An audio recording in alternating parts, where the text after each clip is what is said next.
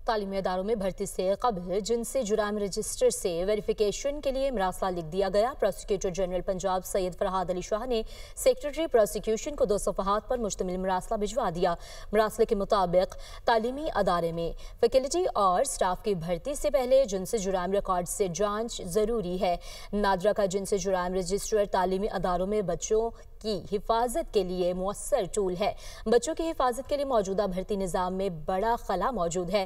तालीमी अदारों में मौजूदा बैकग्राउंड चेक से जिनसी जुराइम का साबिक़ा रिकॉर्ड सामने नहीं आता। जिनसी जुराइम की भर्ती पूरे तालीमी अदारे के लिए खतरा बन सकती है। नई पॉलिसी से तालीमी अदारों में बच्चों के तहफ़्फ़ुज़ को यकीनी बनाया जा सकेगा।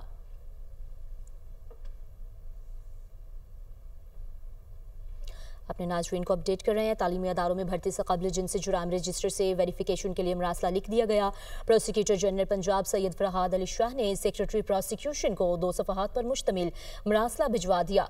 मरासले के मुताबिक तालीमी अदारों में फैकल्टी और स्टाफ की भर्ती से पहले जिनसी जुराम रिकॉर्ड से जाँच ज़रूरी है। तफसीलात के लिए मोहम्मद इशफाक हमारे साथ मौजूद हैं। बताइएगा मरासले में मज़ीद क्या कहा गया है?